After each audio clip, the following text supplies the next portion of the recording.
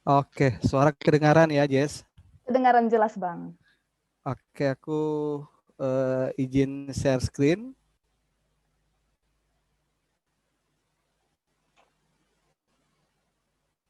Oke, udah kelihatan di screennya, Jess? Iya, Udah, Bang. silakan, Bang.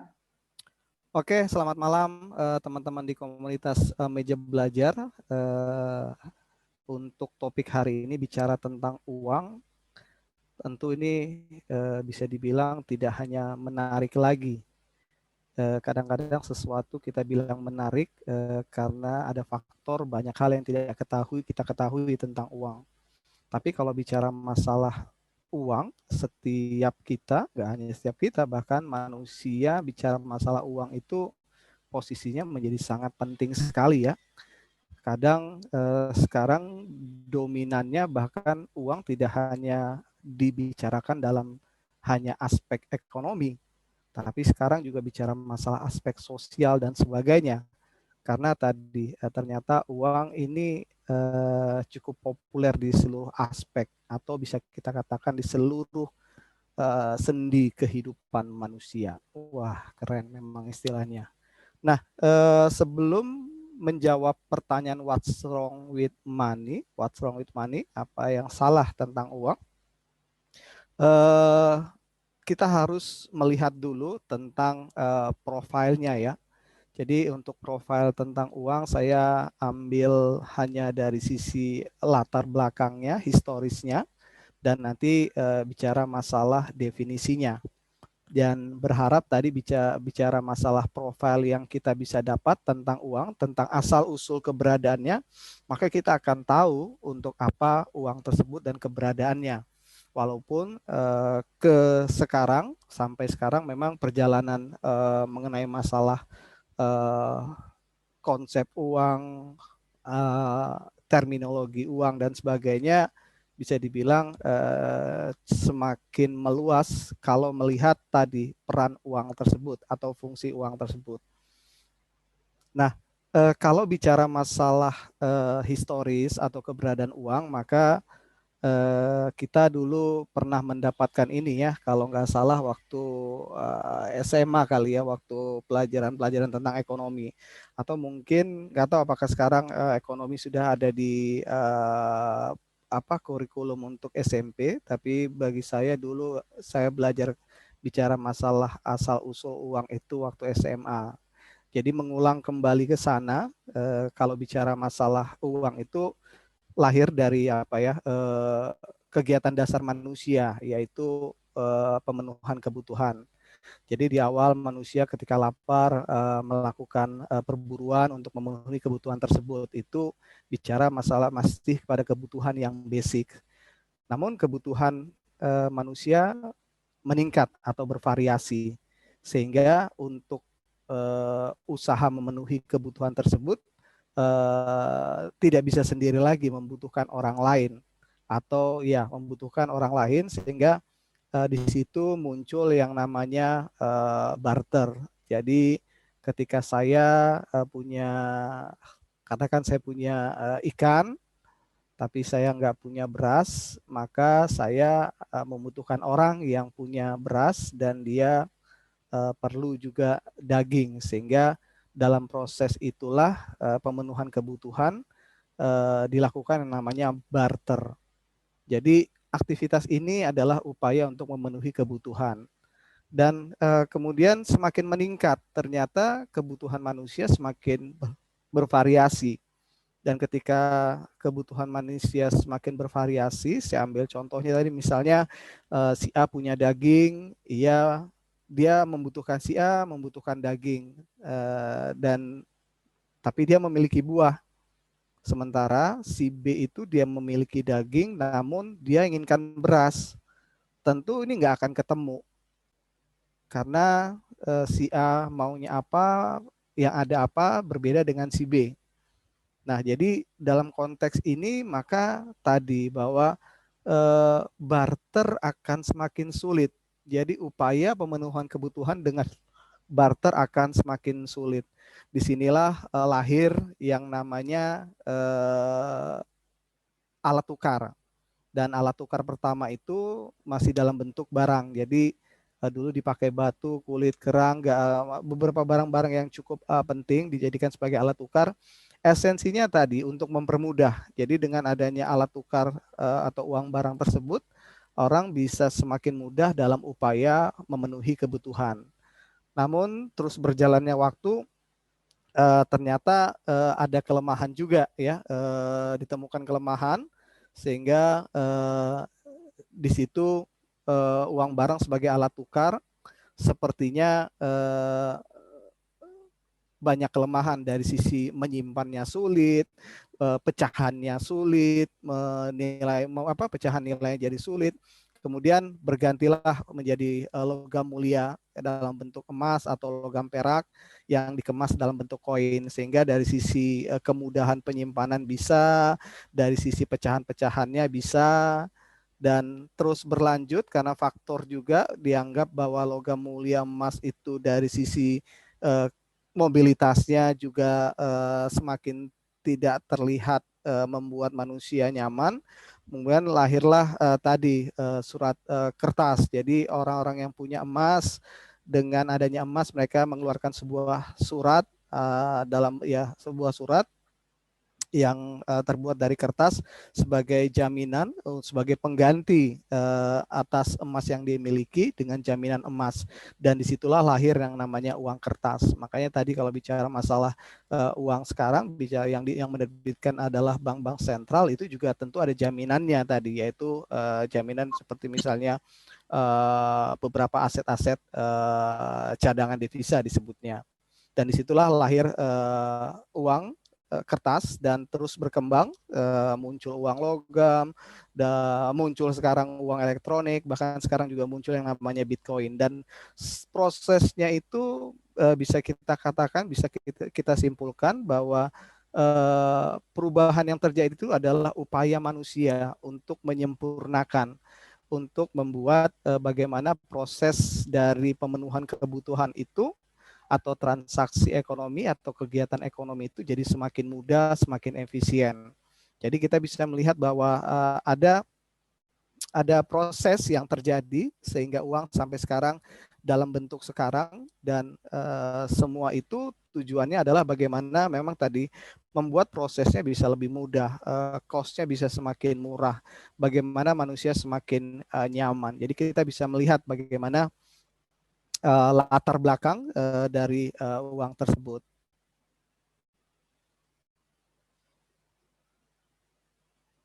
Nah, sekarang ketika kita mengetahui asal-usul uang, kita akan melihat tadi definisinya.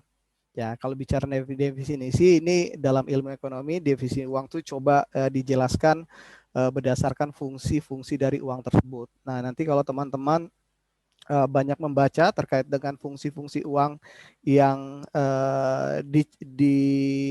diciptakan oleh manusia, memang secara teori memang banyak muncul beberapa golongan-golongan ekonomi yang punya definisi sendiri tentang uang berdasarkan fungsi yang mereka lihat.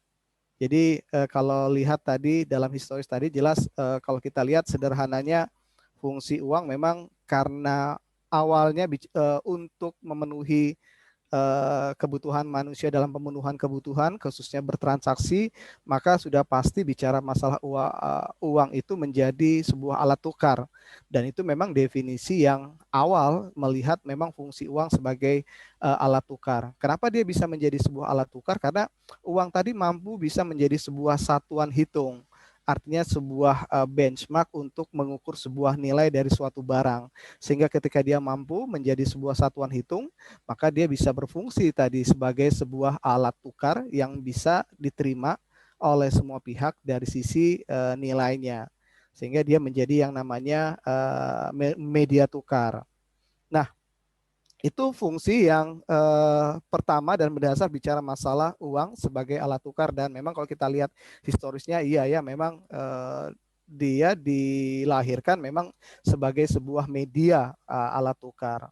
Nah, kemungkinan muncul setelah uang itu muncul sebagai sebuah alat tukar, ternyata dalam proses perkembangannya orang melihat juga bahwa ternyata uang itu fungsinya tidak hanya sebagai alat tukar, tapi dia juga bisa menjadi penyimpan daya beli. Jadi ketika misalnya nelayan dia bisa menangkap ikannya, tentu ketika dia punya ikan ini, nilai aset ikan ini yang dia miliki tidak akan bisa bertahan lama. Jadi dengan menjualnya, mengkonversinya menjadi uang, maka nilai ikan yang dia miliki itu berpindah ke uang. Dan ketika dia pegang uang ketimbang pegang ikan, tentu mempunyai daya simpan yang lebih bagus. Jadi dari situ orang melihat bahwa oh iya, fungsi uang itu juga bisa menyimpan, sehingga nilai kekayaan yang dimiliki tadi nelayan itu tidak harus dia habiskan di hari itu. Artinya ketika dia menukarkannya ke dalam uang, dia masih bisa menyimpannya dalam jangka yang lebih lama lagi, sehingga di situ dilihat fungsi uang bisa menjadi penyimpan daya beli. Kemudian dengan fungsi uang sebagai penyimpan daya beli, maka ini kan bisa diberlakukan terhadap kekayaan yang lainnya, harta benda yang lainnya, atau bisa diberlakukan terhadap semua barang. Jadi semua barang bisa dikonvert menjadi uang, disimpan dengan waktu yang bisa dikatakan lebih panjang atau bisa dibilang tidak terbatas, sehingga resiko-resiko memegang uang jadi sangat rendah ketimbang memegang barang. Jadi ketika resiko itu semakin kecil, kemampuan uang bisa mempertahankan nilai ekonomi dari sebuah barang ketimbang barang tersebut, maka di situ muncul lagi fungsi uang itu sebagai likuiditas. Jadi kita bisa melihat bahwa fungsi ini yang dijadikan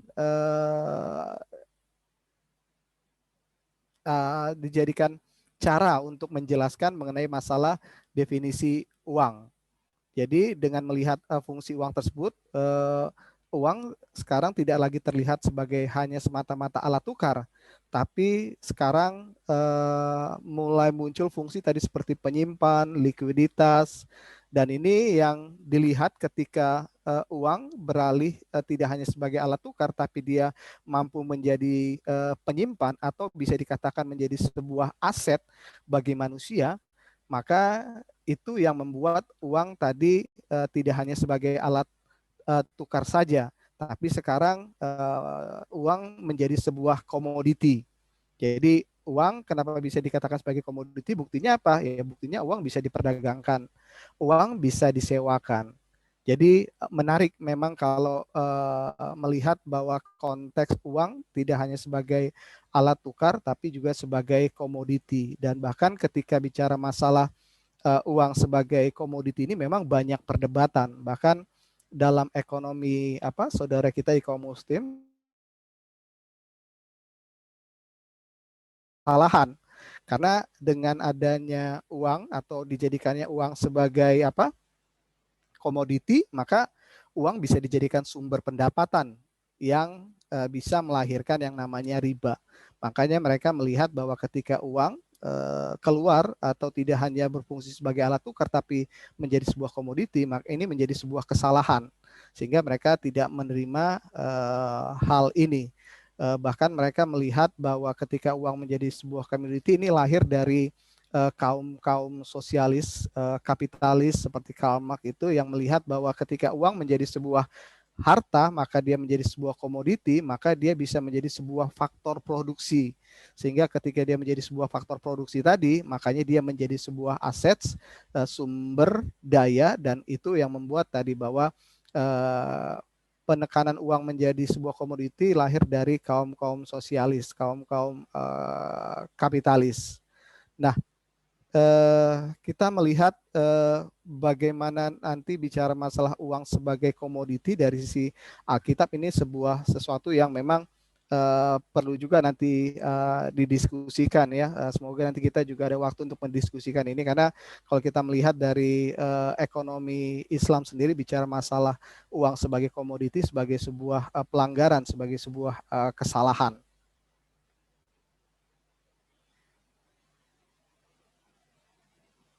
Nah, kalau kita melihat tadi ya fungsinya kita sudah dapat tuh, historisnya kita sudah dapat. Jadi kita melihat bahwa peran uang tadi sebagai penyimpan daya beli dan likuiditas menjadikan uang sebagai sesuatu yang bisa dibilang sangat penting, bahkan bisa dikatakan memang sangat powerful sekali kalau melihat tadi bahwa fungsinya tidak hanya sebagai alat tukar, tapi dia sebagai penyimpan, bahkan dia sebagai likuiditas. Dan kalau kita lihat bahwa dalam proses perkembangannya tadi, bahwa ketika dia di awal bicara masalah sebagai alat tukar, ternyata ketika aset atau harta tadi dikonvert menjadi uang, dan ketika orang menyimpan uang, orang tersebut mempunyai keuntungan dalam hal apa? Bahwa dengan keberadaan uang yang ia miliki, ia mampu menukar dengan apa saja uang tersebut. Sehingga terlihat sekali bagaimana uang itu memang betul-betul powerful sekali. Terlihat sekali bahwa uang itu betul-betul menjadi sebuah alat untuk memenuhi kebutuhan hidup yang paling sempurna dibandingkan aset-aset yang lain, baik dari sisi dimensi waktunya, dari sisi nilainya, bahkan dari sisi efisiensinya. Jadi bisa dikatakan bahwa ketika saya memegang uang, maka saya bisa dikatakan mempunyai kekuatan untuk bisa merubah apa saja uang ini, atau saya mempunyai kekuatan yang saya miliki untuk memenuhi kebutuhan hidup saya dengan kepemilikan uang. Jadi kita bisa melihat bagaimana uang itu menjadi aset atau pemenuhan kebutuhan yang paling sempurna dibandingkan aset-aset yang lain. Sehingga dengan konteks kekuatan yang dimiliki tersebut, maka orang melihat bahwa dengan memiliki uang, maka bisa dikatakan mereka bisa melakukan atau mereka bisa memenuhi apa yang menjadi kebutuhan mereka. Jadi kalau kita melihat definisi uang di Kamus Besar Bahasa Indonesia, istilah yang dilekatkan ke uang itu ada dua berdasarkan Kamus Besar Bahasa Indonesia, yaitu definisi dia sebagai alat tukar, yang kedua definisi dia sebagai harta. Jadi uang bukan hanya sekedar alat tukar, namun sekarang sudah bertambah lagi, yaitu sebagai harta. Jadi kita bisa melihat bagaimana proses pergeserannya. Saya nggak apakah ini disebut proses peningkatan, atau tapi kalau kita lihat ada proses penambahan lagi. Jadi uang itu mempunyai fungsi derivatif ya, dan di mana derivatifnya itu mempunyai makna yang lebih besar, mempunyai peran yang lebih besar. Artinya kalau kita lihat bahwa uang justru ketika dia pertama diciptakan sebagai alat tukar, inisiatif muncul sebagai alat tukar, justru makna terbesarnya sekarang orang melihat dia sebagai sebuah harta, sebagai sebuah aset yang bisa dibilang aset yang paling liquid. Artinya akan lebih aman orang memegang uang ketimbang dia memegang aset-aset lainnya. Sehingga kalau kita lihat bahwa ini proses bagaimana tadi ternyata terjadi penambahan makna, penambahan definisi dari uang, dari yang substansinya sebagai alat tukar, kini melihat perannya yang cukup besar untuk sebagai aset untuk memenuhi kebutuhan, dia juga menjadi kategori harta. Jadi kalau kita lihat bagaimana prosesnya tersebut, ini tidak lepas tadi dari peran yang bisa dihasilkan tadi dari alat tukar semata. Jadi dalam kondisi ini kita bisa melihat sekarang, bahkan kalau sampai sekarang juga kita bisa bayangkan ya, ternyata banyak hal yang boleh kita dibantu dengan keberadaan uang. Jadi kalau dulu uang masih hanya dalam bentuk fisik, sekarang uang sudah banyak bicara masalah uang elektronik. Kita bisa melihat bagaimana itu betul-betul mempermudah kita, mempermudah transaksi kita, bagaimana kita bisa membeli sesuatu ketika kalau kita bayangkan ya, kehidupan tanpa keberadaan uang akan sulit, akan sangat sulit sekali dibayangkan kalau melihat bagaimana sekarang kita begitu dekat dengan proses yang namanya penggunaan atau transaksi pembayaran sistem online, bagaimana transfer, bagaimana kita bisa mendapatkan efisiensi dari hal tersebut. Makanya memang benar kalau kita lihat sepertinya sulit membayangkan kehidupan sekarang tanpa keberadaan uang. Mungkin teman-teman bisa bayangkan bagaimana kalau kehidupan yang kita jalani yang sampai sekarang saat ini dengan teknologi yang seperti ini, kalau kita tidak dilengkapi dengan tadi perkembangan uang. Tadi seperti misalnya dari uang fisik, sekarang kebanyakan orang banyak menggunakan yang namanya uang yang non fisik. Jadi hal-hal itu menunjukkan bagaimana memang besarnya peran uang dalam kehidupan manusia. Jadi kalau kita lihat tadi bahwa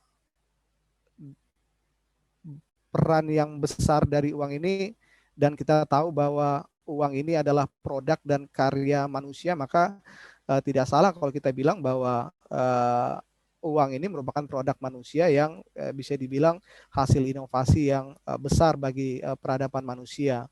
Dan yang perlu digarisbawahi dari dua slide ini adalah bicara masalah tadi historis uangnya dan definisi uang, bahwa manusialah yang memang tadi menghidupkan peran uang ini.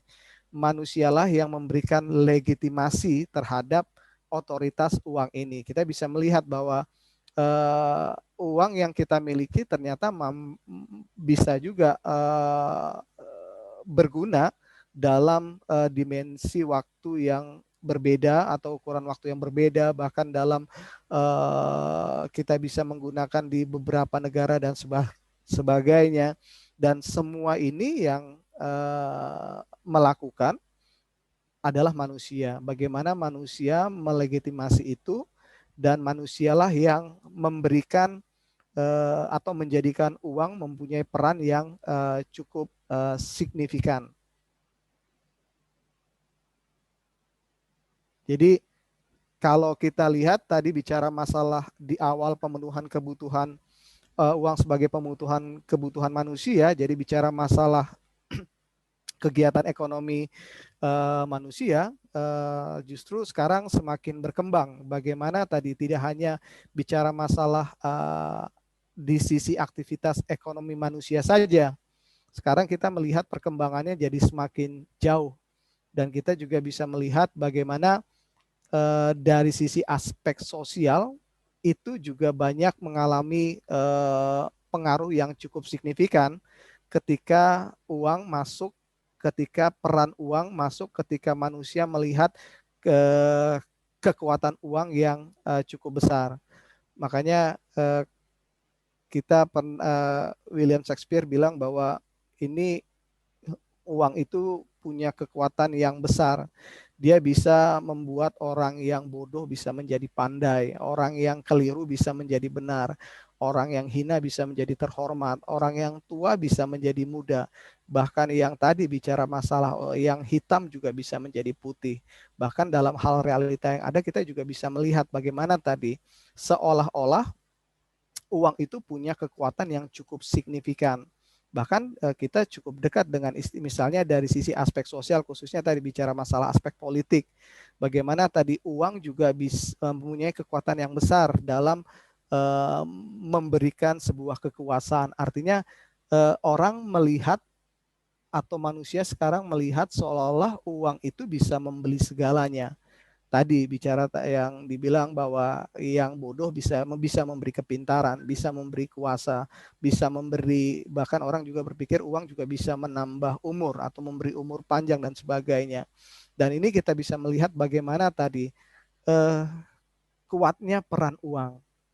Bagaimana orang melihat bahwa uang itu memang menjadi sesuatu yang dengan kekuatannya membuat bahwa benar juga ya, uang itu bisa membeli segalanya.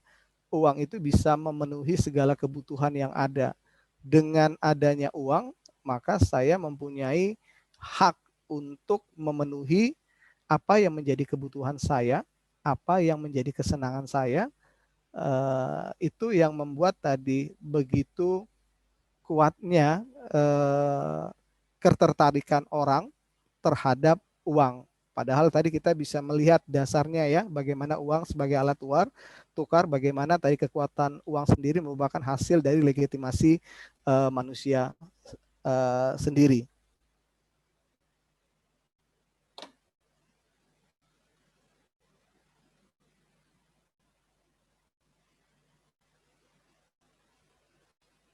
Jadi kalau kita lihat, nggak kebayang tadi ya kalau bicara masalah sekarang kalau tanpa uang bagaimana kalau kita masih tetap dalam proses barter, atau kebayang kalau kita misalnya tidak bisa transfer untuk transaksi yang besar, kita mesti bawa uang secara fisik. Jadi memang benar sulit membayangkan bagaimana kehidupan manusia atau peradaban manusia tanpa uang. Lebih mudah membayangkan kalau kita tidak punya uang. Karena kita sudah pernah merasakan bagaimana tidak punya uang, ketimbang kita membayangkan bagaimana dunia tidak punya uang. Nah, jadi dalam 1, 2, 3 slide tadi, kita bisa melihat tentang keberadaan uang, posisi uang, bagaimana kekuatan uang yang memang menjadi sebuah daya tarik yang cukup kuat bagi manusia. Apalagi bicara masalah basic need dari manusia adalah pemenuhan kebutuhan, dan ketika uang bisa menjadi solusi yang paling ampuh untuk memenuhi kebutuhan, membuat uang memiliki posisi yang sangat sentral bagi manusia.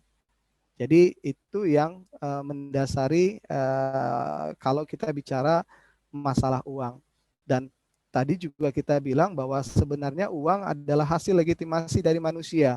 Sehingga kalau kita lihat sebuah produk dari manusia, maka bisa dikatakan dia memiliki posisi yang netral. Jadi hasil ciptaan manusia yang dalam bentuk produk tentu tadi sifatnya anonim. Artinya dia tidak bertuan, dia tidak memiliki apa ya? Ya, posisinya netral, artinya dia tidak memiliki pengaruh kalau kita melihat posisi uang tadi sebagai sebuah karya cipta manusia, sebagai ciptaan manusia. Jadi memang kita lihat uang memiliki kekuatan tadi, tapi kekuatannya sifatnya anonim atau kekuatan yang memang tidak bertuan. Artinya tergantung nanti siapa yang menggunakan kekuatan ini. Tergantung nanti untuk apa uang atau kekuatan ini akan digunakan. Tanpa tanpa subjek atau tanpa apa ya, tanpa subjeknya uang nggak akan bisa uang tidak akan kemana-mana. Artinya bahwa dia akan sangat tergantung sekali kepada yang empunya. Artinya bahwa kekuatan itu akan tergantung sekali, kekuatan yang ada di uang itu akan tergantung sekali kepada siapa pemiliknya. Jadi di sini akan terlihat kita mulai sangat jelas untuk menjawab pertanyaan tadi, apa yang salah dengan uang. Dalam posisinya yang netral, tentu kita lihat bahwa semua yang dalam posisi netral bisa dikategorikan tidak memiliki sesuatu yang salah. Jadi uang juga bisa kita katakan gak ada yang sesuatu yang salah dengan uang. Uang kita lihat tadi sebagai sebuah alat tukar dan melihat fungsinya yang semakin kuat, yang berderivatif, terlihat perannya jadi semakin besar, kekuatannya jadi semakin besar. Jadi hanya sebatas itu sebenarnya uang dalam posisi itu. Makanya kalau dikatakan apa yang salah dari uang, sebenarnya tidak ada yang salah dari uang. Justru uang itu yang tadi kita katakan menjadi sebuah produk karya inovasi manusia yang memang membuat peradaban manusia jadi benar-benar lebih baik. Kalau kita bisa melihat bagaimana ketergantungan kita, bagaimana kita dibantunya tadi dengan adanya uang tadi yang bicara masalah lahir dari sebuah proses kebutuhan akan pemenuhan kebutuhan. Ini langsung aja full ya, Jess. Oh, Bang, ini mau ke slide berikutnya ini ya, Bang ya? Pembahasan Iya. yang selanjutnya. Oh, lebih baik kita sesi tanya jawab dulu, Bang, sebelum semakin jauh. Siapa tahu teman-teman kakak abang ada yang ingin bertanya terhadap sejarah uang, perkembangan, dan definisinya, seperti yang Bang Olop tadi sampaikan. Dan ini ada pertanyaan, Bang, dari Bang Evan Haratua. Arti uang di masa kini, uang malah dijadikan alat ukur akan banyak hal. Oh, kalau boleh aku mengartikan gini ya, Bang Evan, bahwa uang itu kan jadi benchmarking nih, perbandingan penilaian terhadap sebuah barang, tapi jangan-jangan semuanya yang nggak perlu dihitung jadi uang dinominalkan jadi sebesar uang. Begitu, Kak, Bang Evan maksudnya? Ya, gitu kira-kira, Kak. Jadi dengan demikian, bagaimana menurut Bang Olop pendapatnya terhadap hal ini? Bahwa ada orang, bagaimana tanggapan Abang terhadap kita jadinya malah menilai yang nggak perlu pun jadi dinilai semua dengan uang? Iya, karena tadi bicara masalah manfaat dan kekuatan uang ya. Jadi mudahan ini bisa menjawab dan memang sesuai dengan ekspektasi Bang Evan tadi. Ketika saya punya uang, tadi saya punya hak, seolah-olah saya mendapat hak untuk bisa melakukan apa yang ingin saya lakukan, mendapatkan apa yang ingin saya dapatkan, walau saya memiliki itu ketika uang. Makanya ketika itu saya miliki, ketika itu saya bayangkan bahwa dengan adanya uang, saya memiliki itu, maka tentu dalam sifat manusiawi kita ada tendensi untuk bisa memiliki uang, untuk bisa melihat segala sesuatunya dalam ukuran uang. Jadi kadang sesuatu juga apapun jadi saya ukur dengan uang. Jadi untuk sesuatu yang tidak perlu itu kita ukur juga dengan uang, ya tidak lepas karena faktor bagaimana memang gambaran yang ada sehari-hari kehidupan manusia itu memang diukurnya dengan uang tadi. Karena bicara masalah kebutuhan itu bukan lagi bicara masalah barang memenuhi atau sistem barter tadi ya, bagaimana kebutuhan ditukar dengan kebutuhan yang lain. Tapi sekarang sudah menjadi uang yang menjadi alat untuk mengukur kebutuhan, uang yang menjadi alat untuk mendapatkan kebutuhan. Sehingga untuk segala sesuatu orang melihat bahwa uanglah yang menjadi sebuah ukuran. Sehingga kadang-kadang dalam tadi bicara masalah aspek sosial, kadang-kadang keberadaan uang juga menjadi sebuah ukuran, sebuah status ya. Dan ini tidak lepas dari bagaimana manusia memang melihat uang tersebut. Jadi kelihatan. Jadi saya ambil contoh bahwa sederhananya ketika kita mengkategorikan dia itu strata sosialnya di atas, kebanyakan orang juga melihat karena faktor tadi kepemilikan uang. Begitu juga sebaliknya. Sehingga dalam konteks itu ukuran itu menjadi segala sesuatunya diukur dengan keberadaan uang, karena orang sekarang melihat semua nilai itu terukur dalam uang. Semua nilai itu dapat diukur dengan uang. Mungkin bisa jadi karena faktor pemikiran bahwa uang itu bisa membeli segalanya ya. Jadi itu yang membuat bahwa segalanya sekarang orang mengukur dari sisi nilai uangnya. Kadang orang tidak bisa, sudah sulit untuk melihat dari sisi nilai yang lainnya. Saya nggak tahu apakah ini bisa menjawab karena memang pertanyaannya agak sulit saya dapatkan substansinya.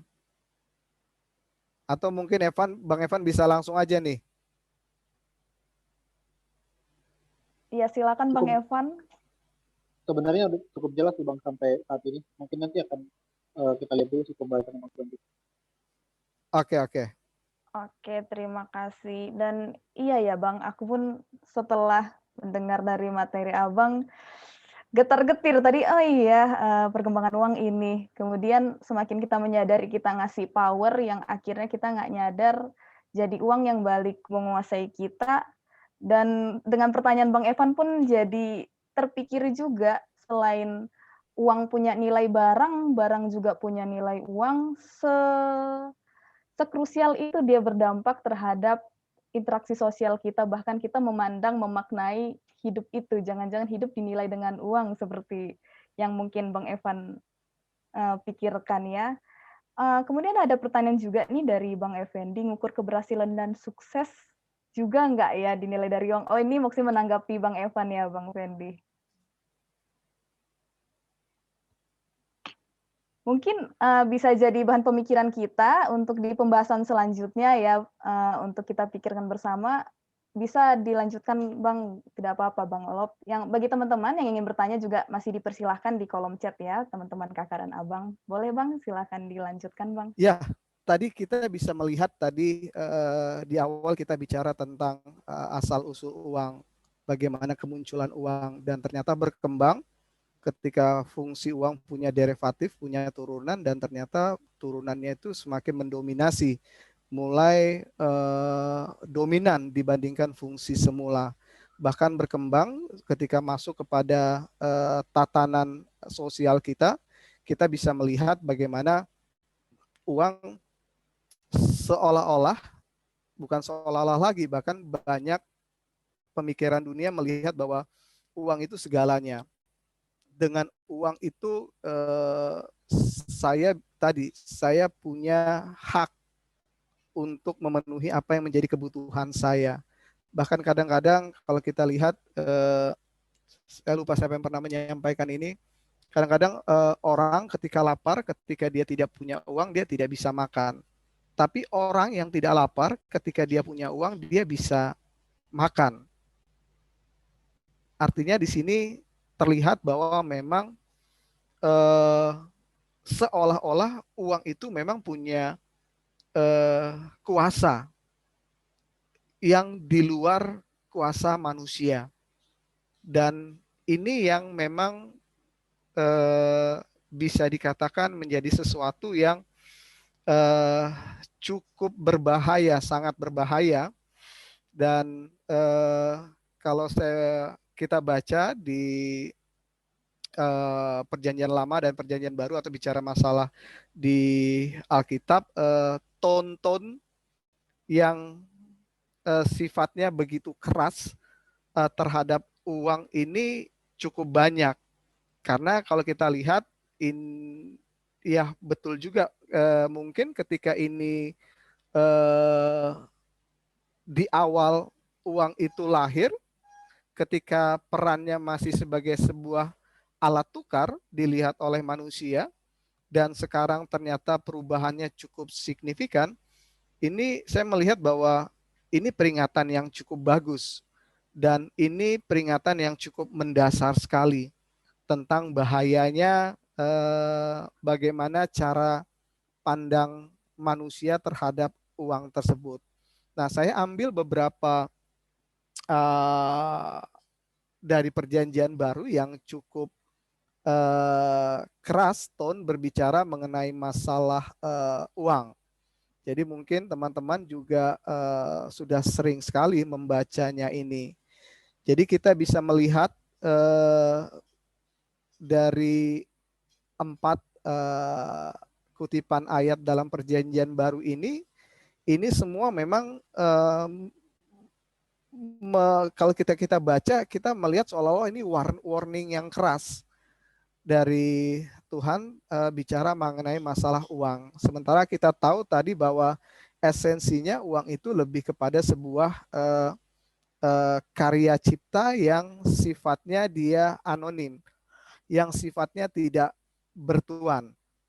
Artinya ketika uang menjadi sesuatu yang kita tangkap membahayakan, dan kalau kita baca tadi dari beberapa, termasuk tadi yang di 4 ayat ini, kita bisa melihat sebenarnya permasalahannya bukan di uangnya, tapi permasalahan besarnya adalah bagaimana manusia memposisikan uang, bagaimana manusia memperlakukan uang, bagaimana manusia melihat uang tersebut. Jadi kita sangat clear sekali bahwa kalau bicara masalah ayat-ayat tentang uang ini, jelas bahwa clear juga bahwa sebenarnya uang memang tidak salah. Jadi lebih kepada manusianya. Dan ini yang saya juga cukup cukup takjub juga ketika kalau dalam teori ekonomi tadi mengatakan bahwa kaum kapitalis yang mendefinisikan uang sebagai sebuah komoditi. Jadi tapi kalau kita lihat di firman Tuhan juga ternyata perumpamaan-perumpamaan itu juga memposisikan uang juga sebagai sebuah komoditi ya. Ketika misalnya uang bisa perumpamaan tentang talenta, bagaimana uang bisa dijalankan. Artinya peran uang tidak hanya sebagai sebuah alat tukar, tapi dia juga sebagai faktor produksi. Jadi ternyata memang cukup update sekali makna uang yang digambarkan, walaupun kalau saya lihat bahwa memang yang paling keras di sini adalah bagaimana peringatan kepada kita tentang bahaya ketika kita salah memposisikan uang, ketika kita salah memperlakukan uang, ketika kita salah memaknai keberadaan uang. Nah, saya melihat dari pemahaman saya akan kebenaran firman Tuhan dan melihat tadi bagaimana substansi uang sendiri, saya melihat bagaimana memposisikan uang. Jadi tentu manusia tidak lepas dari yang namanya kebutuhan hidup.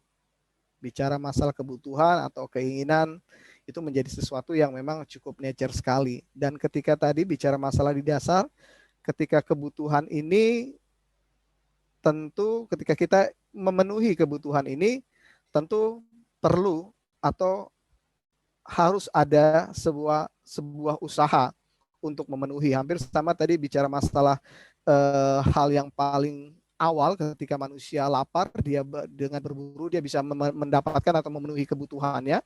Nah, begitu juga sekarang bicara masalah kebutuhan, tentu untuk memenuhi kebutuhan ada sesuatu yang harus kita kerjakan. Dalam hal ini sederhananya ya, kalau kita misalnya pengen makan, kita harus bekerja untuk mendapatkan uang untuk bisa membeli kebutuhan kita. Jadi kita bisa melihat dari posisi ini bahwa sebenarnya yang kekuatannya bukan di uangnya, tapi kekuatannya ada di pekerjaannya, kekuatannya ada di usahanya, kekuatannya ada di tadi kepemilikan. Artinya ketika kita memiliki sesuatu, itu bisa menjadi sebuah cara atau alat untuk memenuhi kebutuhan kita untuk kebutuhan yang lainnya. Jadi kita bisa melihat di sini posisi uang betul-betul kembali menjadi sebuah alat tukarnya. Nah, dalam konteks keimanan kita, bicara masalah kekristenan, bahwa bicara masalah pekerjaan tadi yang menjadi sumber untuk pemenuhan kebutuhan itu dalam konteks bicara berasal dari Allah. Jadi kita mengimani bahwa pekerjaan atau usaha atau apa yang kita miliki sumbernya dari Allah, dan itu yang dipakai untuk memenuhi kebutuhan kita. Dan ketika sumbernya dari Allah, maka kita melihat bahwa peran Allah menjadi sesuatu yang sentral dalam usaha pemenuhan kebutuhan kita. Jadi sebenarnya dengan kalau kita melihat story tentang uang sendiri, bicara masalah sebagai alat tukar dan substansi kepada pemenuhan kebutuhan, jadi sebenarnya kita bisa melihat sebagai orang yang melihat kedaulatan Allah sebagai sumber, kita bisa melihat bagaimana pemenuhan kebutuhan adalah bagian dari pemeliharaan Allah. Jadi pekerjaan kita yang dimana pekerjaan itu mendapatkan uang, itu juga menjadi bagian pemeliharaan Allah. Bagaimana itu menjadi sumbernya adalah Allah. Sehingga dalam konteks ini kita tidak akan bisa lepas dari Allah. Dalam konteks ketika kita memenuhi kebutuhan, kita tidak akan bisa lepas dari Allah. Jadi kita bisa melihat bagaimana kondisi ini yang seharusnya bagaimana cara kita memenuhi kebutuhan, atau bagaimana kita memposisikan tadi bicara masalah uang, bicara masalah harta, bahwa sumbernya dari Tuhan dan tujuannya juga untuk pemenuhan kebutuhan yang tidak lepas dari bagaimana cara Allah untuk memenuhi kebutuhan kita. Nah, sekarang yang menjadi masalahnya adalah kadang-kadang melenceng. Melenceng dalam artian apa? Bahwa kadang manusia tidak mulai bergeser. Manusia mulai melihat bahwa pekerjaanlah yang menghasilkan uang. Kadang-kadang kita mulai mulai kabur bicara masalah pekerjaan itu juga berasal dari Allah. Seolah kita terfokus bicara masalah dengan pekerjaan itu bisa menghasilkan uang, dengan adanya uang itu bisa memenuhi kebutuhan kita, sehingga ini yang membuat kita banyak kadang-kadang fokus kepada pekerjaan. Ini yang membuat keseimbangan hidup kita dominannya lebih kepada pekerjaan, usaha untuk mendapatkan uang, sehingga uang itu dengan adanya uang dan tujuannya adalah uang tadi adalah untuk pemenuhan kebutuhan. Bahkan kadang-kadang pemikirannya semakin jauh. Kadang-kadang orang sudah mulai berpikir sempit lagi ketika betul-betul mendalami bagaimana kekuatan uang itu membuat dia jadi semakin fokus kepada uang. Kadang-kadang mulai tidak terpikirkan dia bahwa pekerjaan usaha kita itulah yang membuat uang itu ada sehingga kita bisa memenuhi kebutuhan. Orang mulai banyak lari fokus kepada uang. Dengan adanya uang aku bisa memenuhi kebutuhan, jadi dengan cara apapun yang penting bagaimana aku bisa mendapatkan uang. Jadi pergeseran ini yang memang yang terjadi dan banyak terjadi. Makanya kalau kita lihat pergeseran ini yang membuat rusak tadi contohnya tatanan sosial di masyarakat. kadang-kadang kayak misalnya kita sudah bisa melihat bagaimana proses politik kita. Kita juga banyak menjumpai kasus-kasus bagaimana tatanan persaudaraan juga kadang-kadang bisa rusak juga karena uang. Jadi hal-hal seperti ini yang membuat tadi rusak. Nah, kalau saya lihat kenapa bisa bergeser seperti ini ya tidak lain adalah bicara masalah kadang-kadang relasi kita dengan Tuhan yang membuat kadang-kadang kita tanpa sadar bergeser, tanpa sadar kita melihat bukan lagi kepada Tuhan tapi besarnya kepada pekerjaan. Bagaimana pekerjaan itu menjadi sesuatu yang sangat real bagi kita untuk bisa menghasilkan uang untuk memenuhi kebutuhan. Jadi ini tanpa kita sadari, nanti kadang-kadang kalau kita dalam kehidupan sehari-hari, dalam proses mungkin bagi teman-teman yang sudah bekerja, kadang-kadang tanpa kita sadari kita hanya mentok di pekerjaan ya. Jadi kita tidak melihat bahwa pekerjaan ini adalah bagian dari pemeliharaan Allah, pekerjaan bagian dari berkat Allah, pekerjaan bagian dari pemenuhan kebutuhan kita oleh Allah. Jadi kadang-kadang kita mulai bergeser tanpa kita sadari ya karena faktor relasi tadi. Bahkan ketika memang relasi yang nggak bagus, kadang-kadang memang tadi muncul kekhawatiran. Ketika kekhawatiran ini semakin besar, ya tentu ini yang semakin menggeser. Jadi ketika kekhawatiran besar, kebutuhan itu menjadi sangat dominan. Ketergantungan kita akan kebutuhan barang akan dipenuhinya kebutuhan kita oleh barang yang kita inginkan itu jadi semakin besar karena faktor kekhawatiran tadi karena faktor relasi juga tadi. Jadi ini yang pelan-pelan mulai menyeret orang untuk tidak lagi melihat Allah sebagai menjadi sumber, tapi pekerjaan menjadi fokusnya, bahkan turun lagi nanti bicara masalah uang menjadi fokusnya. Sehingga ketika mulai bergeser kepada kekhawatiran, maka dia akan melihat fokusnya menjadi kebutuhan, menjadi sebuah tujuan hidup.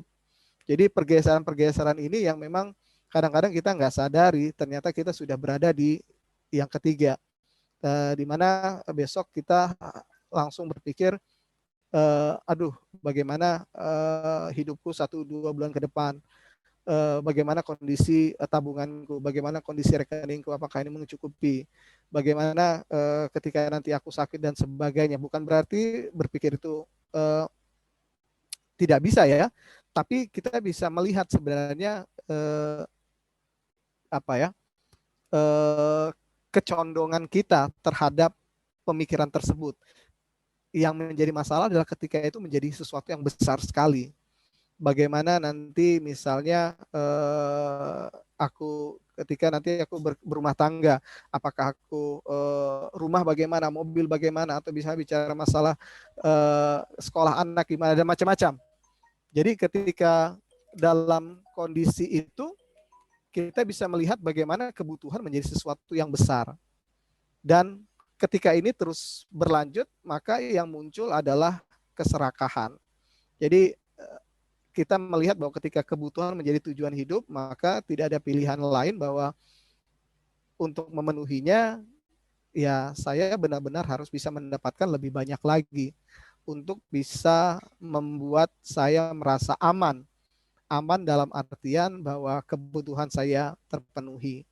Jadi kalau saya melihat gambarannya sih seperti menurut saya sesederhana ini. Ya, jadi bagaimana kita harus melihat tadi bicara masalah Allah yang menjadi sumber pekerjaan itu, ya di mana pekerjaan usaha atau misalnya harta yang kita miliki, di mana dari pekerjaan usaha atau harta yang dimiliki kita bisa mendapatkan uang yang bisa memenuhi kebutuhan kita. Nah, jadi kalau kita lihat bahwa keserakahan itu betul-betul yang membuat rusak tatanan kehidupan manusia ya. Jadi orang sekarang bicaranya adalah fokus bagaimana uang. Karena mereka hanya melihat tadi fokus kepada kekuatan uang itu. Dan memang benar, uang tadi kita bisa sepakat bahwa uang merupakan aset yang memang punya kekuatan yang besar sekali, sangat powerful sekali. Jadi si Karl Marx juga dalam bukunya yang Das Kapital bilang bahwa ketika manusia udah punya orientasi kepada uang atau ini udah masuk kategori keserakahan, ya ini yang akan rusak. Bahkan kita bisa bilang bahwa tidak ada lagi yang namanya panggilan, tidak ada lagi namanya melayani untuk kebutuhan sesama, tidak ada lagi yang namanya misi kalau memang sudah masuk ke arah ke sana. Jadi peradaban manusia juga sudah pasti juga akan hancur kalau konsep ini tetap ada pada manusia. Manusia melupakan konsep yang di awalnya tadi. Nah, jadi kesimpulan yang mau saya ambil dalam tema ini adalah pemahaman yang jelas akan posisi Allah tadi sebagai sumber, Allah sebagai pencipta, Allah sebagai penebus kita. Ini yang memberikan gambaran yang jelas tentang bagaimana sikap kita, cara kita, perlakuan kita terhadap uang atau harta. Jadi nanti kalau bicara masalah posisi Allah sebagai sumber, sebagai pencipta, dengan posisi yang kuat itu menjadi modal yang kuat juga untuk menentukan atau berperilaku atau perlakuan kita tadi terhadap uang. Jadi maaf kepada Bang, tolong di mute sebentar Bang untuk menjaga kondusivitas, atau kepada host boleh dibantu. Ya. Ya, jadi, baik, terima kasih Bang. Dengan tadi saya ulang, dengan pemahaman yang jelas tadi tentang Allah sebagai sumber, Allah sebagai pencipta, Allah sebagai penebus, ini menjadi posisi yang kuat untuk kita bisa memposisikan tentang sikap kita, cara kita, perlakuan kita terhadap uang. Jadi kalau tadi kembali tadi ke ke gambar sebelumnya, ketika kita meyakini bahwa Allah menjadi segala sumber, dan kita meyakini bahwa apa yang kita miliki juga berasal daripada Allah, maka kita akan sangat clear akan posisi uang atau harta yang kita miliki saat ini. Atau ketika kita meyakini bahwa Allah memenuhi segala keperluan kita, tentu kita akan semakin clear tadi bicara masalah kekhawatiran, membuat kita melihat bahwa bukan uangnya yang memang powerful, tapi bagaimana bahwa Tuhan yang memberikan kekuatan itu kepada kita.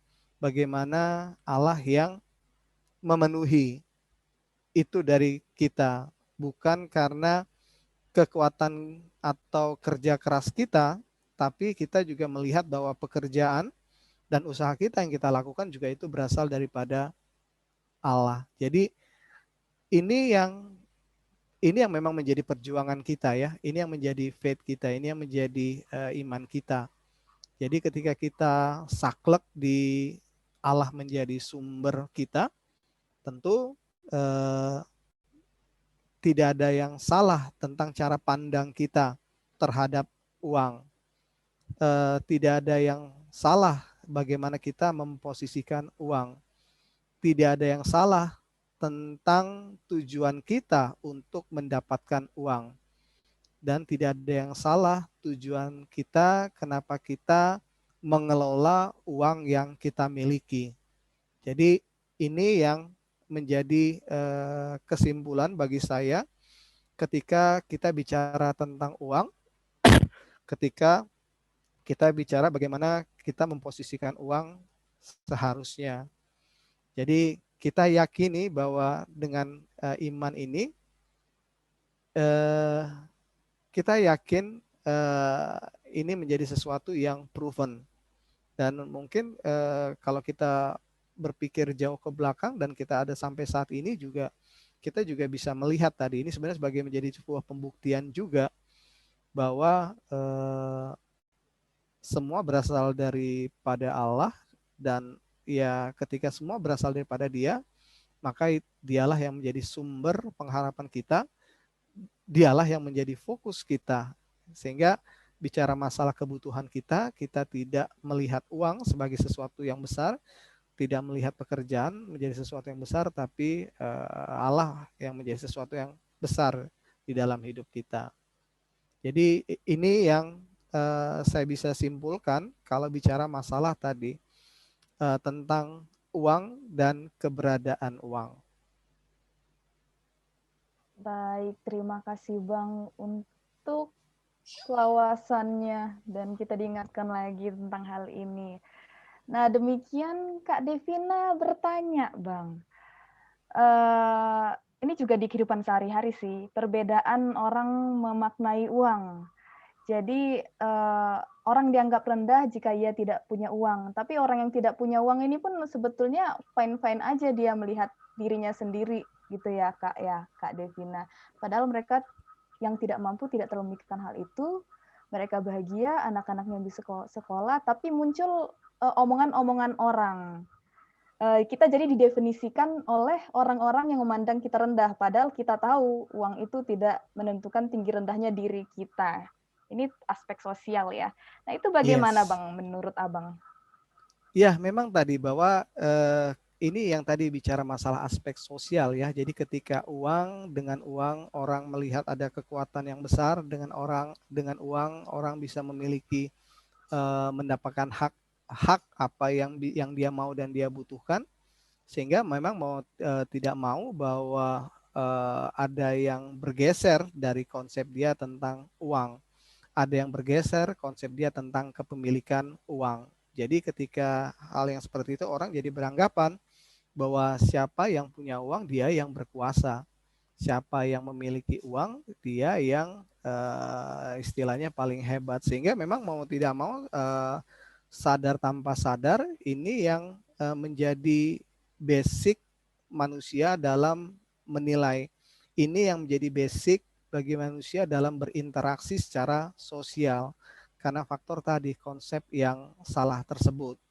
Jadi ya bagi kita ya ini sesuatu yang memang harus kita terima untuk pandangan itu atau penilaian orang terhadap kita. Ya ini yang menunjukkan bahwa memang konsep tentang perlakuan uang yang salah sudah merusak tatanan sosial kita. Ini kita bisa melihat kondisi yang ada sekarang. Pilihannya apa ya, tinggal kita bagaimana kita memang meyakinkan tadi bicara masalah konsep yang benar tadi ya. Untuk orang yang punya konsep yang salah sehingga punya pemikiran seperti itu, nggak ada lain yang bisa kita lakukan. Saya memang kita terima, sambil kita terima tanpa kita terpengaruh. Kadang-kadang kita juga bisa terpengaruh. Kadang-kadang tanpa sadar kita juga bisa terpengaruh untuk melihat tentang konsep yang salah itu, tapi tanpa sadar kita masuk ke dalamnya. Ya kadang-kadang biasanya dalam yang seperti itu kadang-kadang muncul juga pemikiran bahwa aduh, maunya aku seperti ini ya, maunya aku punya ini ya. Kadang-kadang tanpa sadar kita bisa masuk ke sana juga. Ya itu sih kalau saya mau kasih tanggapan dan pendapat dari saya. Toh kita nggak bisa mengubah pikiran orang lain gitu ya Bang ya? Iya itu usaha bisa, tapi untuk memastikan itu yang kita tidak bisa. Untuk mengontrol itu yang kita tidak bisa. Ya hanya bisa kita membentengin aja agar tadi kita tidak pelan-pelan terseret ke dalamnya, karena kedagingan kita diuji di sana, karena kedagingan kita sedang dicobai di sana. Baik, terima kasih Bang Kak. Devina, kalau ada yang kurang jelas boleh Kak disampaikan ya Kak.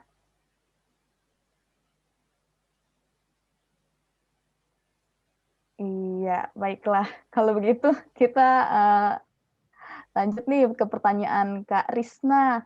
Bang, ada pengusaha yang bilang kalau bukan uang akar dari kejahatan, tapi kekurangan uang akar dari kejahatan. Ya menarik. Ini menjadi masuk akal melihat kondisi kriminalitas banyak dipicu dari kondisi ekonomi. Oh, terhadap kekurangan ya. Berarti ini mengarah juga ke kemiskinan ya, Kak. Nah, menurut Abang gimana? Menurut Abang gimana? Ya, tadi ketika memang fasenya sudah sampai kepada bahwa uanglah yang memenuhi segalanya, memenuhi kebutuhan, maka sederhananya dengan kekurangan uang akan banyak kebutuhan yang tidak terpenuhi. Jadi ketidakpunyaan uang itu yang menjadi sumber permasalahan kalau konsepnya seperti itu. Artinya ketika kita tidak memiliki uang, rumusnya maka kita tidak bisa memenuhi kebutuhan. Sehingga dengan tidak adanya uang atau kurangnya uang, maka sudah pasti kebutuhan kita tidak terpenuhi. Jadi konsep itu yang ada, konsep itu yang tumbuh subur di kita. Jadi itu yang memunculkan tadi bicara masalah ya peduli uangnya dari mana, sekarang bagaimana yang dia yakini bahwa adanya uang itu bisa memenuhi kebutuhan hidup. Makanya kadang-kadang orang berpikir ketika dia mau berusaha, wah itu prosesnya berat dan lama untuk mendapatkan uang. Apakah ada yang lebih instan atau ada yang lebih mudah lagi? Maka dia akan melakukan itu. Karena dia bukan bicara masalah memikirkan dari mana sumber uangnya, dia lebih dominan kepada yang penting uangnya ada. Dia bicara masalah fokus uangnya. Karena tadi kebutuhan yang menjadi fokus dalam hidup dia, kebutuhan yang menjadi yang utama di dalam hidup dia. Maka perjuangannya adalah bagaimana perjuangan mendapatkan uang. Dan itu yang membuat menurut saya menjadi akar dari apa ya, kriminalitas yang terjadi. Makanya tidak banyak juga kalau kita lihat ternyata ketika kita kekurangan uang itu bisa menjadi sebuah celah, itu bisa menjadi sebuah lobang yang berpotensi untuk bisa menarik kita ke dalam konsep yang tadi, ke dalam keadaan yang tadi. Makanya kadang-kadang kita sebagai anak Tuhan juga perlu juga melihat atau perlu juga atau bijaksana juga kalau kita betul-betul bisa tadi mengelola keuangan kita, bagaimana kita memikirkan supaya lobang itu, celah itu tidak ada. Jadi kadang-kadang perlu juga yang namanya uang itu perlu di-manage juga ya. Karena tadi kalau tidak di-manage, ada suatu waktu kita berada dalam posisi kekurangan uang. Sehingga ketika dalam posisi kekurangan uang, tekanan itu akan semakin besar. Dan ini yang membuat ya potensi-potensi yang tidak kita harapkan bisa saja terjadi. Cobaan-cobaan itu bisa saja terjadi. Iya, begitu Kak Risna. Dan ini bisa jadi tanggung jawab bersama bagi kita yang lebih sadar juga terhadap uang dan sadar juga terhadap relasi kepada Tuhan sebagai sumber ya, kakak abang teman-teman. Mungkin ya secara wajar sih, secara sadar sih, mungkin wajarnya adalah ketika keadaannya sudah terdesak gitu. Dan ia juga tidak mempunyai mungkin wawasan yang sesadar kita atau berkecukupannya seperti kita untuk memiliki nalar yang lebih jernih. Itu kakak abang teman-teman. Kalau dari Kak Risna sendiri, bagaimana Kak dengan tanggapan dari Bang Olop? Sudah jelas kah Kak? Oh mantap, oke. Ini ada juga Bang yang bahas tentang saham. Ya apalagi di pandemi ini inklusi investasi sangat marak ya Bang, dari Kak Sarah. Kak Sarah tanya gini Bang, bagaimana cara kita menjaga supaya dalam mencari uang tidak jadi salah arah? Karena contohnya dalam saham mudah sekali kita jadi rakus, jadi greedy, dan mungkin juga impulsif dalam memantau itu ya, Kak. Bagaimana caranya supaya kita nggak salah arah, supaya kita nggak kehilangan kesadaran gitu, Bang? Ya, hal yang paling mendasar itu untuk melihat itu atau untuk meng-cross check-nya adalah bicara masalah motivasi ya. Jadi kadang-kadang kita bisa melihat motivasi kita. Termasuk tadi ketika kita berusaha tadi dengan istilah memanage uang, dengan istilah memaksimalkan uang, tapi kadang-kadang kita bisa melihat, menilai sendiri motivasi kita yang terdalam apa. Kadang-kadang nggak sadar kita melihat bahwa motivasi kita tidak hanya sekedar tadi memanage uang, tapi kita pengen mendapatkan uang yang lebih banyak. Jadi kalau bicara masalah bagaimana cara kita menjaga supaya dalam mencari uang tidak menjadi salah arah, ya tadi kita sebenarnya harus melihat kalau tadi dalam konteks idealnya bahwa Allah memenuhi segala kebutuhan kita. Cara Allah memenuhi kebutuhan kita ya bisa tentu melalui berkat, bisa dalam bentuk pekerjaan, usaha, atau misalnya dan sebagainya. Nah, kalau bicara masalah dalam motivasi mencari uang itu, ya fokusnya tadi bagaimana motivasi mencari uang itu bukan hanya sekedar untuk fokus memenuhi kebutuhan hidup. Karena kalau kita bicara orang tebusan, tentu kita bicara masalah panggilan. Dan kalau bicara masalah panggilan, mungkin mencari uang itu bukan menjadi sesuatu yang utama. Memenuhi kebutuhan itu bukan menjadi sesuatu yang utama. Karena kita meyakini akan pemeliharaan Tuhan. Jadi kalau bicara masalah mencari uang tidak menjadi salah arah, tinggal tadi kembali lagi basicnya adalah bagaimana motivasinya. Kita pasti sama-sama tahu lah, orang mungkin nggak tahu ya dalamnya laut orang tahu, tapi kalau kaos kaki bolong kan nggak ada yang tahu. Tapi kalau bicara masalah motivasi kita tahu, hanya kita yang tahu kaos kaki kita bolong ketika kita pakai sepatu, orang lain nggak tahu kecuali kalau kita buka. Jadi istilahnya kita yang paling tahu. Jadi tinggal teman-teman, tinggal ujiannya di teman-teman. Sama seperti tadi kalau bicara masalah investasi dan sebagainya, sebenarnya sederhana. Bahwa apapun yang kita lakukan, kita harus lihat tujuannya apa. Makanya saya kadang-kadang kalau bicara masalah seminar di beberapa gereja, apalagi bicara masalah tentang saham, bahwa investasi yang kita lakukan, kita tidak sedang menumpuk harta. Tapi kita sedang mempersiapkan sesuatu. Artinya apa? Bahwa untuk apa kita investasi, kita harus tahu, clear dulu. Nah, jadi itu menurut saya, jadi kembali lagi adalah motivasinya. Jadi termasuk tadi bicara masalah, bicara mencari uang, motivasinya apa? Ya artinya kalau kita merasa memang semua terpenuhi, tapi ternyata kita masih ngotot terus bicara mencari uang, ya tentu ada sesuatu yang perlu kita evaluasi. Karena kan kita tidak untuk memenuhi kebutuhan hidup saja. Kalau uang sudah pasti tujuannya untuk memenuhi kebutuhan hidup. Uang kan tadi sebagai alat tukar. Sederhananya uang adalah untuk mencari kebutuhan hidup. Jadi ketika kebutuhan hidup terpenuhi dan kita masih terus kan, ya tentu ada sesuatu yang lain yang istilahnya sesuatu yang lebih yang kita mau dari yang kita butuhkan. Nah, kalau bicara saham tadi ya tadi, karena kita khususnya gini ya, orang di saham orang bisa dapat sehari bisa dapat tumbuh 25%. Atau bahkan 3 hari bisa naik 100%. Atau bahkan dalam 3 bulan bisa naik 300%. Ya kadang-kadang ketika kita cepat mendapatkan uang, semakin bertambah uang yang kita miliki, kita juga merasakan kekuatan yang kita miliki semakin bertambah. Sehingga kadang-kadang ketika kita punya, saya ambil contoh sederhana, ketika kita uang punya di tabungan 50 juta, ya mungkin kita nggak akan berpikir untuk beli mobil.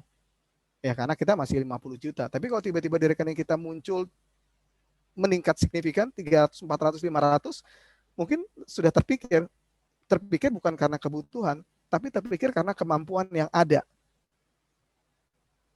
Jadi kadang-kadang itu tadi kalau melihat secara real, kenapa tadi kalau udah bicara masalah saham itu bisa jadi greedy ya, karena tadi ketika kita merasa kita cepat bertambah kekayaan kita, jadi kekuatan kita bertambah, itu tadi yang membuat tadi kadang-kadang kita bisa jadi greedy. Kita mau dapat lebih karena kita tahu dengan bertambahnya kekayaan kita merasakan bagaimana kekuatan itu ada, bagaimana kemampuan itu ada.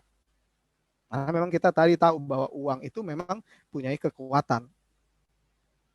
Kita jadi seolah dikasih kekuasaan gitu ya Bang. Yes. Dan ketika kita punya kekuasaan, ya nature manusia kita tentu akan melihat bahwa apa yang membuat kekuasaan ini bertambah akan kita lakukan. Kan gitu dia. Apalagi kita melihat bahwa yang kita lakukan ini tidak melanggar secara hukum, tidak melanggar secara norma. Tapi kan bukan hanya sekedar hukum dan norma bagi kita yang menjadi dasar. Baik, terima kasih Bang Olop. Demikian Kak Sarah. Iya betul Kak, arti cukup. Contentment. Buat kakak abang teman-teman, kalau ada yang ingin bertanya, silahkan di kolom chat atau sangat boleh juga untuk open mic-nya. Boleh juga ya Kak Bang. Oh, ada pertanyaan lagi nih dari Bang Mansen. Saya tiap hari mikirin uang, dari mana lagi supaya nambah uang ini ya? Apakah hal itu masih wajar? Apakah hal itu berhubungan dengan status sebagai kepala rumah tangga? Ataukah karena saya tidak ada penghasilan tetap? Apakah hal demikian juga terjadi di mayoritas orang yang tidak berpenghasilan tetap? Oh ya, baik, mungkin apalagi Abang juga punya sudut pandang itu, boleh dibagikan Bang, untuk Bang Mansen. Maaf Bang, belum di-unmute mic-nya Bang. Ya, ya tentu tadi bahwa berkat yang Tuhan berikan kepada kita kan nggak ujuk-ujuk datang ya. Kita meyakini bahwa ada usaha yang kita lakukan. Artinya usaha kita adalah usaha bagaimana kita mencoba tadi memenuhi dan mencukupi. Dan saya meyakini bahwa usaha yang muncul itu juga bisa dibilang berasal daripada Allah. Jadi kalau bicara masalah usaha seperti yang dibilang Bang Mansen ini, itu adalah sesuatu yang wajar, asal tadi bahwa kebutuhan yang kita lihat itu menjadi sebuah kebutuhan yang wajar juga. Kadang-kadang kita membuat sebuah kebutuhan yang tinggi, sehingga kita tahu bahwa untuk memenuhi kebutuhan yang tinggi itu kita harus berusaha mati-matian. Padahal kita tahu bahwa kebutuhan yang tinggi itu nggak harus setinggi itu. Kadang-kadang kita bisa melihat itu. Jadi dalam sebagai kepala rumah tangga juga kita harus melihat itu ya. Artinya bahwa kita pengen anak kita mendapat sekolah yang terbaik. Tapi bukan berarti ketika kita tahu bahwa saya ambil contoh sekolah internasional itu bagus sekali, sangat bagus sekali. Tapi kalau kita lihat bahwa untuk memenuhinya itu membuat kita menjadi istilahnya bisa dibilang berat, sangat berat, atau membuat keseimbangan hidup kita bisa berubah, ya tentu itu harus dilihat lagi tentang kebutuhan untuk itu. Atau jangan-jangan sebenarnya cukup juga untuk yang lain, nggak harus di sana. Ya, tapi tetap saya melihat bahwa harus sekali kepala keluarga itu memikirkan. Seperti misalnya sekarang bahwa kayak misalnya saya sebagai kepala keluarga, saya juga harus memikirkan bagaimana nanti anak saya sekarang kan SD, bagaimana nanti dia SMP. bagaimana kebutuhannya nanti setelah SMA, bagaimana kebutuhannya setelah kuliah. Itu sesuatu yang harus, dan itu yang memang menurut saya memang itu yang memang diharapkan bagi kita. Bahkan tuh bicara masalah perencanaan itu menjadi sesuatu yang memang diwajibkan di kita untuk merencanakan. Jadi ini yang tadi kalau menjawab pertanyaan tadi dari Bang Mensen, jadi memikirkan uangnya itu bukan lebih kepada hanya lebih kepada mencoba memikirkan bagaimana kebutuhan itu bisa terpenuhi. Tapi yang paling mendasar adalah jangan sampai kita fokus ada uang, kebutuhan ini terpenuhi. Jadi tetap kembali ketika kita punya pemikiran itu, apakah kita masih punya iman bahwa Allah yang akan mencukupkan. Jadi itu yang paling penting menurut saya untuk melihat apakah pemikiran itu sudah tepat.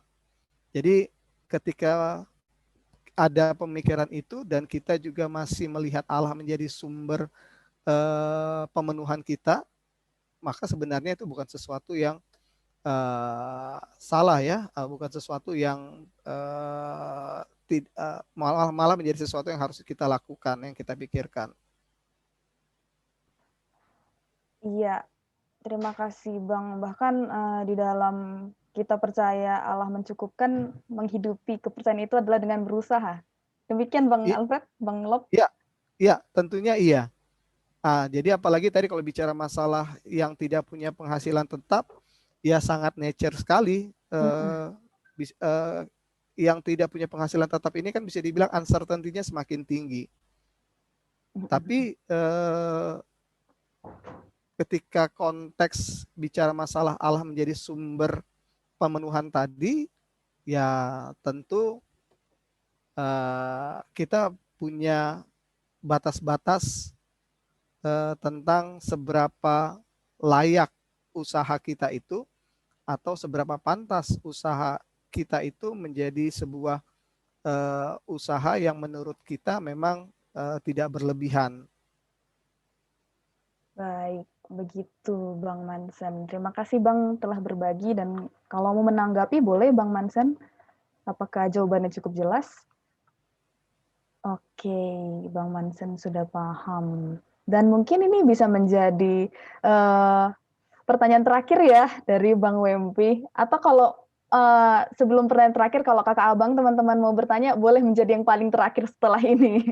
Bang Wempi bertanya, Bang, kebutuhan berbeda pada setiap orang, sering sangat berhubungan dengan standar hidup, sehingga sangat berhubungan dengan bagaimana dia harus mencari uang untuk memenuhi si standar itu. SSI apa ya maksudnya Bang? Gimana pandangan Bang Alfred standar? Kebutuhan kita sesuai. Baik, terima kasih Bang telah membantu.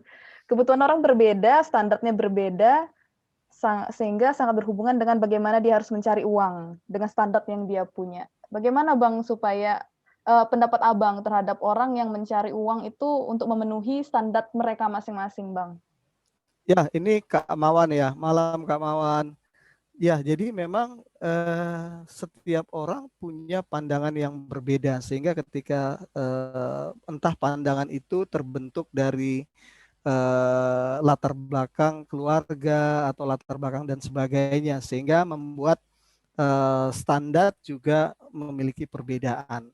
Jadi dalam konteks itu bahwa masing-masing akan mengacu kepada standar yang dia miliki.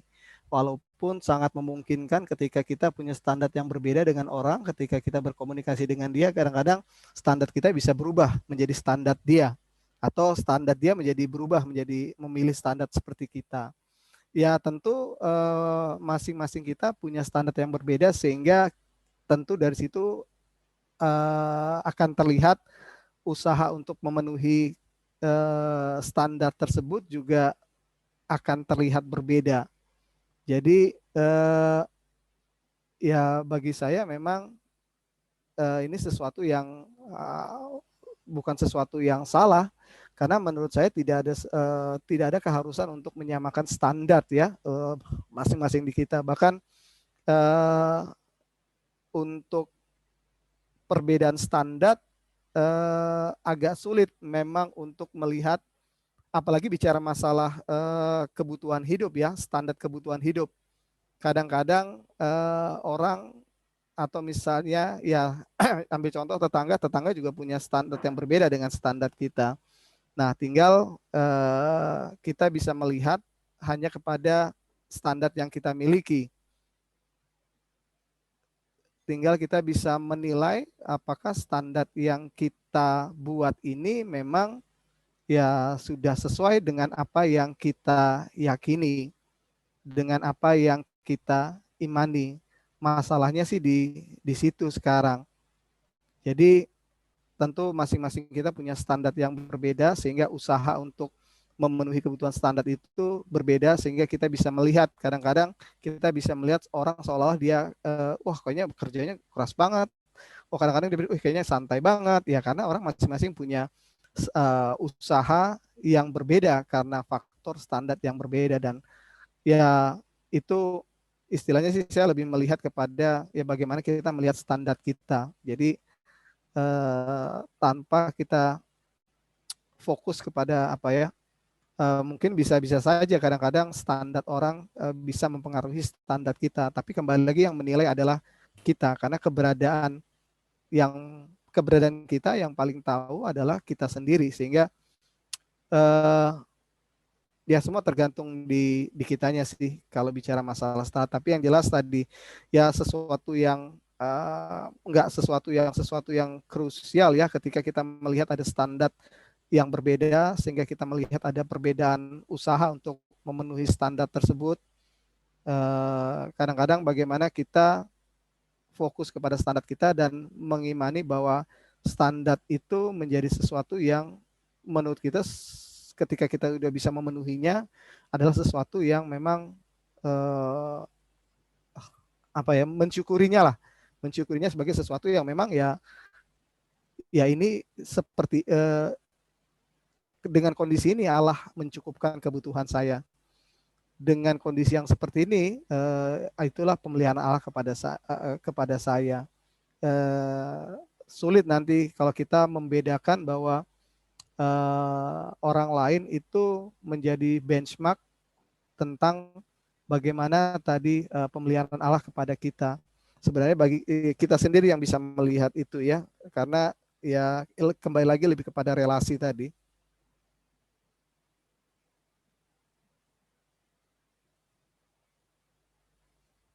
Ya, baik.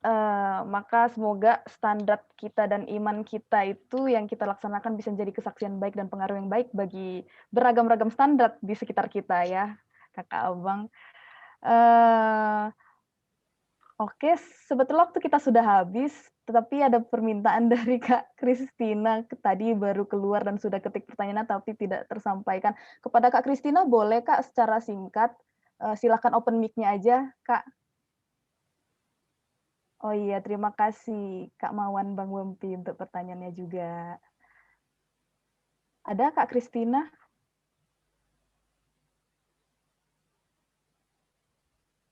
Tidak ada. Kak Kristina Natalia? Oke. Kalau tidak ada, mungkin sekarang sudah waktunya kita berpisah. Sayang sekali teman-teman Kakak Abang, kita akan berjumpa lagi di Rabu 2 minggu depan lagi. Sebelum kita close, adakah yang mau Abang Olop sampaikan untuk menjadi closing statement kita dari keseluruhan diskusi kita pada malam hari ini, Bang? Dipersilahkan. Ya, sekali lagi bahwa sangat clear ya kalau bicara masalah Allah menjadi sumber pemenuhan kebutuhan kita. Janji Allah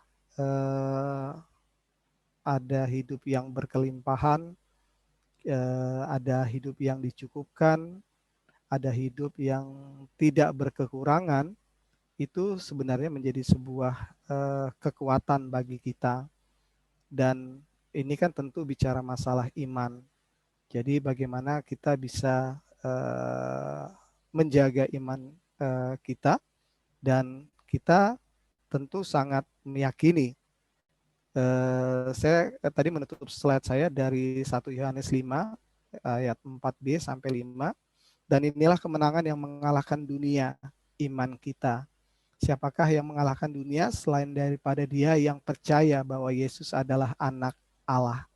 Jadi ini yang harus kita tanamkan sejak dini bagi kita, apalagi tadi bagi teman-teman yang mungkin nanti baru memulai karirnya atau mulai bekerja, atau mungkin kalau ada mahasiswa yang akan bekerja, ini yang harus ditanamkan sejak dini, bahwa kehidupan itu bukan bicara, kehidupan kita di masa depan itu bukan bicara masalah ketergantungan kepada harta tadi, tapi lebih kepada ketergantungan kepada Allah, kepada Tuhan kita yang tadi kita tahu sebagai sumber pemenuh kebutuhan kita, sebagai sumber pemelihara kita.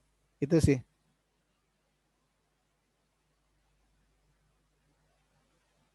Baik, terima kasih buat Bang Marolo Alfred Nenggolan, kalau tidak salah saya menyebutkan nama Bang. Untuk materi hari ini sangat insightful, semoga juga menolong teman-teman kakak abang sekalian pada malam hari ini untuk mengingatkan kita yang menjadi center itu Tuhan dan Allah kita, dan pekerjaan usaha kita, kebutuhan kita itu adalah di bawah kendalinya. Selamat berusaha, selamat mengelola, selamat memberdaya sumber daya yang kita punya, kakak abang teman-teman semua.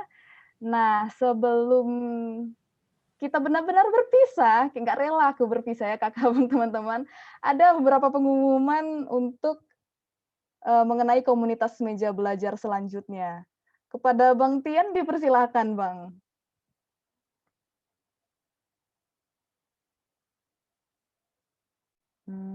Bang Christian, adakah bersama kita?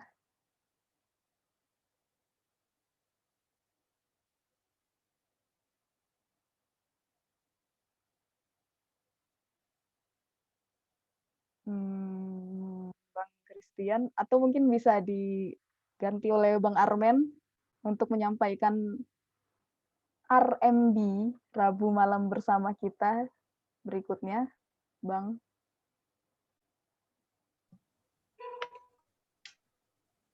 Oke,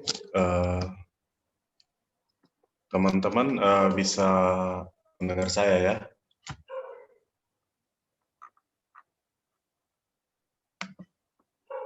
Jess bisa dengar? Bisa Bang, bisa. Oke, terima kasih. Terima kasih untuk teman-teman semua yang telah bergabung, hadir bersama. Kita dari komunitas Meja Belajar ini menyampaikan bahwa kita akan hadir sekali dalam 2 minggu. Jadi kita akan lanjut lagi untuk minggu depan, dan juga untuk 2 minggu ke depan seterusnya. Jadi untuk tanggal ini sekarang 3 Maret, kita akan bertemu kembali di tanggal 17 Maret yang dengan narasumber Bang Effendi, itu tentang temanya A Rhythm of Balanced Life. Jadi bagaimana kita mengatur waktu, mengatur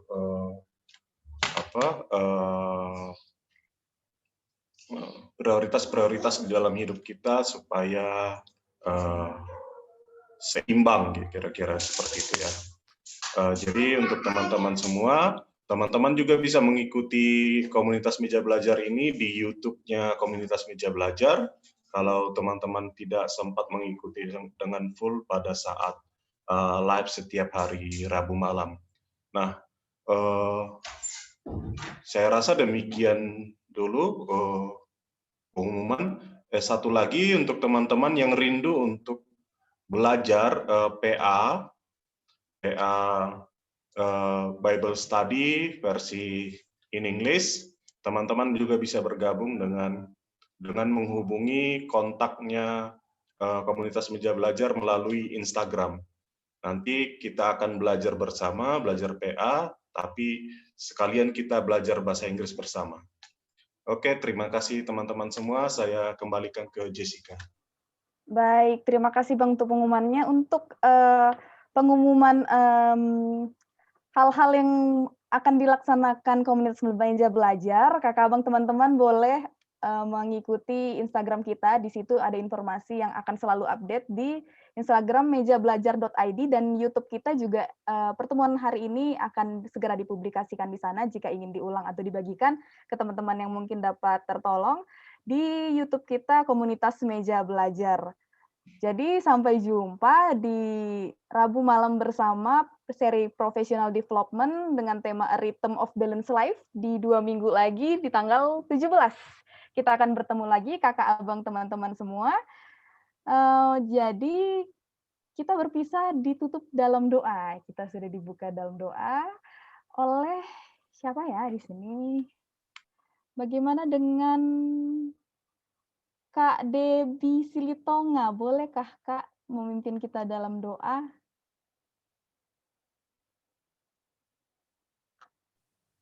Ya. Saya nggak usah buka kamera ya. Oke Kak, nggak apa-apa Kak. Iya Kak. Ya, baik teman-teman, mari kita tutup sesi kita malam ini dalam doa. Kita bersama-sama berdoa. Bapa, kami bersyukur sekali lagi untuk kesempatan-kesempatan yang Tuhan beri, untuk pemahaman-pemahaman baru yang kami boleh dapatkan, atau juga sesuatu yang Tuhan ingatkan buat kami. Terima kasih untuk selalu ada kesempatan yang Tuhan beri, kami bisa belajar, dan lewat itu semua kami diingatkan, ditegur, dan juga diteguhkan. Dan kami rindu lewat itu semua kami bertumbuh di dalam semua pemahaman kami, dan khususnya malam ini tentang uang, tentang harta, dan bagaimana konsep kami, cara berpikir kami melihat semua kepemilikan yang Tuhan beri. Dan biarlah semua yang kami bahas malam ini, Tuhan yang bantu kami di dalam hikmat Tuhan, untuk kami semakin paham di dalam kebutuhan kami masing-masing, supaya kami semakin mengerti juga bagaimana mengaplikasikannya, menerapkannya di dalam hidup kami, di dalam masalah-masalah kami, di dalam semua hal yang kami hadapi, khususnya yang berhubungan dengan uang. Tuhan, terima kasih khususnya buat anakmu, Olof Alfred, yang sudah Tuhan pakai untuk menjadi saluran berkat Tuhan untuk menyampaikan apa yang Tuhan mau kami ketahui.